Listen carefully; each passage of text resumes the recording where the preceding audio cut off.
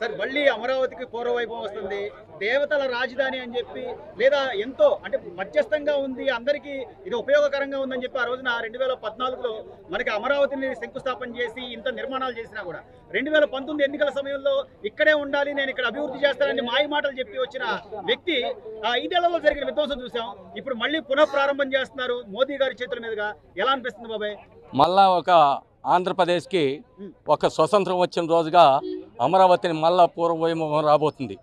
ఎందుకంటే ఆనాడు రాష్ట్రం విడిపోయింది, 16,000 కోట్లు లోటు బడ్జెట్లో ఉన్నా మరి ఆయన ఒక ముందు చూపుతో ఒక విజన్ లీడరు నారా చంద్రబాబు నాయుడు నమ్మి ఇక్కడ 5 కోట్ల మందికి రాజధాని లేదు, మనకు అసెంబ్లీ లేదు, అన్ని రకాలుగా ఇబ్బంది కూడా అంటే 3 పంటల పండే భూముల్ని రైతులు నారా చంద్రబాబు నాయుడు నమ్మి ఇక్కడ 5 కోట్ల మందికి అమరావతి ఉండాలని ఆ రోజు త్యాగం చేస్తే ఆనాడు ప్రతిపక్ష నాయకుడు జగన్మోహన్ రెడ్డి ఇక్కడనే ఉండాలా, 50,000 ఎకరాలు ఉండాలా, ప్రాంతాలకు చిచ్చు పెట్టని ఆ రోజు నిండు అసెంబ్లీలో మరి వాగ్దానం ఇచ్చి మరి 2019 ఎన్నికల్లో యూటర్న్ తీసుకొని ఈ యొక్క అమరావతిని మరి ఇప్పటికీ సెక్రటరీ ఉంది, అసెంబ్లీ ఉంది, హైకోర్టు ఉంది, మరి అనేక రకాల డీజీపీ ఆఫీసు మరి అన్ని కూడా ఉన్నా కూడా 29 రోడ్లు నిర్మాణం చేసిన ఘనత తెలుగుదేశం పార్టీ అప్పుడు నారా చంద్రబాబు నాయుడు.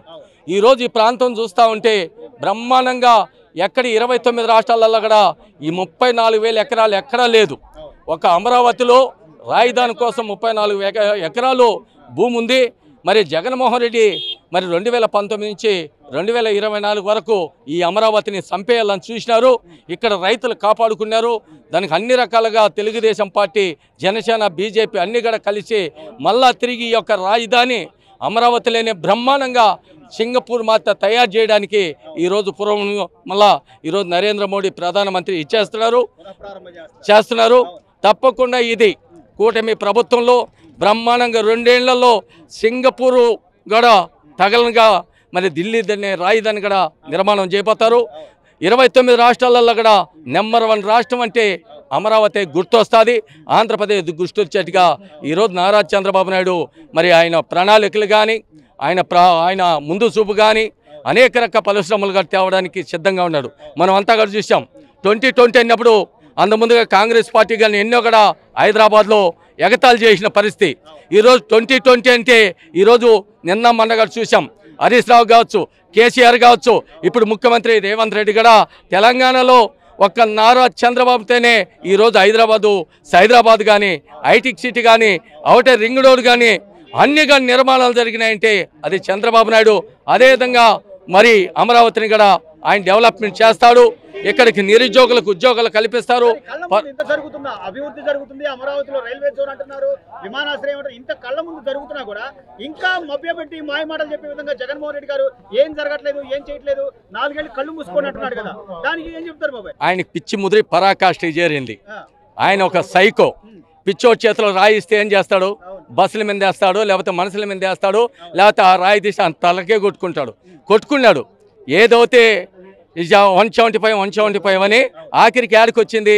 ఆయనకి 11 షార్ట్ షీట్లు ఉన్నాయి కాబట్టి దేవుడే ఉన్నాడు అని చెప్తా ఉన్నాడు కాబట్టి దేవుడే ఆయనకి ఈరోజు 11 సీట్లు మాత్రం ఇచ్చి నీవు ఒక కోర్టుకు పోయే రోజు ప్రతి శుక్రవారంకు నీకు గుర్తుకొచ్చేట్టుగా 11 సీట్లు ఇచ్చారు. ఇంకా బుద్ధి రాలేదు అతనికి. వాళ్ళకి ఇంకా శవరాజకీయాలు చేయాలని ఇంకా ఈ యొక్క 3 రాజధానులు చిచ్చుపెట్టి అతనికి ఒకటేండి, ఈ రాష్ట్రం డెవలప్మెంట్ కాదు, అతనికి దాచుకోవడమా. ఆయనకు ఉండేది చూసాం, వాళ్ళ తాతల ముత్తాతల నుంచి వాళ్ళకి అదే ఉంది.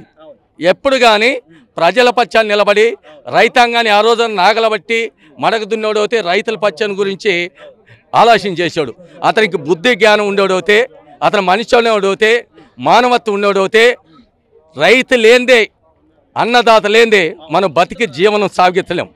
పండ్లు కానీ, నెత్తివత్సూరకలు కానీ, మరి వరి కానీ అన్నీ పండిస్తేనే మనిషి రైతన్న బాగుంటే, రైతులు కన్నీళ్ళు పెట్టిన వాళ్ళు చరిత్రలో ఎవడూ మిగలలేదు. మొత్తం మీద గత 5 ఏళ్లలో ప్రజలు, రాష్ట్ర ప్రజలు అందరూ చూశారు. అది కమరావతి అన్నారు, లేకపోతే అక్కడ ఒక సామాజిక వర్గానికి ఏదో కులం అంటగట్టాలని చూశారు.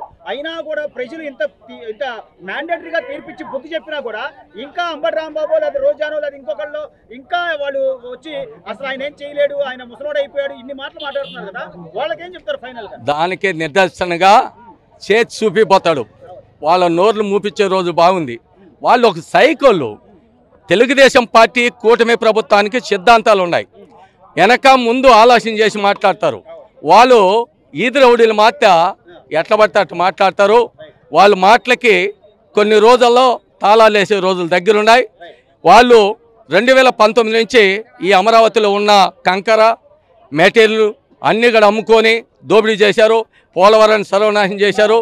ఈరోజు అన్నీ కూడా కూటమి ప్రభుత్వం నరేంద్ర మోడీ సారథ్యంలో, నారా చంద్రబాబు నాయుడు సారథ్యంలో, మరి పవన్ కళ్యాణ్ ముగ్గురు కలిసి కూడా మరి ఈ యొక్క అమరావతిని బ్రహ్మాండంగా డెవలప్మెంట్ చేస్తారు, పరిశ్రమలు తెస్తారు.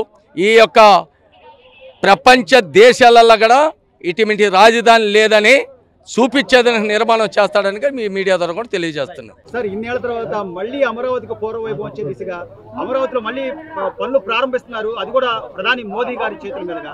ఎలా అనిపిస్తుంది? ఇక్కడ ఆంధ్రప్రదేశ్ వాసిగా మీరేం చెప్తారు సార్? ఆంధ్రప్రదేశ్ వాసిగా నేనేంటంటే, మోడీ గారు మళ్ళీ ఎన్డీఏ కూటమిగా ఏర్పడి ఆంధ్రాలో చంద్రబాబు నాయుడు గారు, పవన్ కళ్యాణ్ గారు, మోడీ గారు భారీ విజయం సాధించడం జరిగింది. అందులో భాగంగా మన స్టేట్కి అయినా బాగా డెవలప్ చేయాలని మోడీ గారు కూడా చంద్రబాబు నాయుడు గారు అడిగిన దానికి ఆయన కూడా ఓకే అని ఈ అమరావతిని మొత్తం ఇండియాలోనే బెస్ట్ రాజధానిగా చేయాలని వాళ్ళు సంకల్పించినట్టుగా అనిపిస్తుంది. మిగిలిన ప్రాజెక్టులు కూడా మన పోలవరం ప్రాజెక్టు ఏంటి, అమరావతి రాష్ట్ర రాజధాని డెవలప్ ఏంటి, మోడీ గారు, చంద్రబాబు నాయుడు, పవన్ కళ్యాణ్ గారు నాయకత్వంలో దీన్ని అద్భుతమైన రాజధానిగా చూస్తామని మేము భావిస్తున్నాం. అంటే ఈ రాజధానికి సంబంధించి ఎన్నో మాటలు చెప్పారు సార్. ఇక్కడ పనికిరాదన్నారు, ఇక్కడ ముంపు ప్రాంతం అన్నారు, ఎన్నో మాటలు చెప్పిన తర్వాత ఈ రోజు మళ్ళీ కూటమి ప్రభుత్వం అధికారంలోకి వచ్చాక కేంద్రంలో చంద్రబాబు గారు మాట నెగ్గడం కానివ్వండి, ఏదైనా పరిశ్రమలు తేవాలన్నా లేకపోతే పెట్టుబడి తేవాలన్నా ఆయన్ని నమ్మి ఈ రోజున ఇస్తున్నారంటే ఎలా చూడాలి సార్ ఆంధ్రప్రదేశ్ వాసిగా? చంద్రబాబు నాయుడు గారు మాట నమ్మటం, ఆ గత ప్రభుత్వం ఇదేదో మునిగిపోద్దని, శ్మశానాలని ఇవన్నీ శుద్ధ అబద్ధాలండి. అవన్నీ వాళ్ళకి కావాలని స్టేట్ని డెవలప్మెంట్ చేయకుండా దీన్ని ఒక పాడుపడిపోయిన దానిలాగా వదిలేయాలని చూశారు. 3 రాజధానులు అన్నారు, 3 ఇటుకలు వేయలేదు ఎక్కడ. మళ్ళీ ఇది అప్పుడు కేంద్రం ఇచ్చిన మటుకి కేంద్రం నిలబడింది.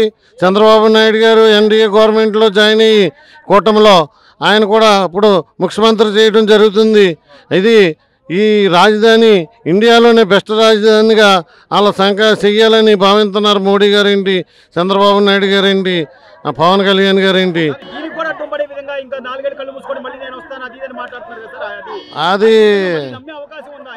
అది సర్వకాలాదంతా ఆయన ఉత్త అబద్ధాలు మాట్లాడను, దొంగనేమో దొరనేమో దొంగన్నో శుద్ధ అబద్ధాలు. గత ప్రభుత్వం ఏంటి, వైఎస్ఆర్ కాంగ్రెస్ పార్టీ ఏంటి, వాళ్ళ అబద్ధాలు ఆడినోళ్ళకి పదవులు ఇవ్వను, తిట్టినోళ్ళకి పదవులు ఇవ్వను. ఇది శ్మశానం అన్న వాళ్ళకి పదవులేమో, మునిగిపోయింది అన్న వాళ్ళకి పదవులేమో, ఎన్ని తప్పండి. ప్రజలు గ్రహించారు. మీరు తొందరలో మనందరం కూడా ఒక 5 ఏళ్ళలో దీన్ని బెస్ట్ రాజధానిగా మనం చూడటం జరుగుద్ది ఎన్డీఏ కూటమిలో.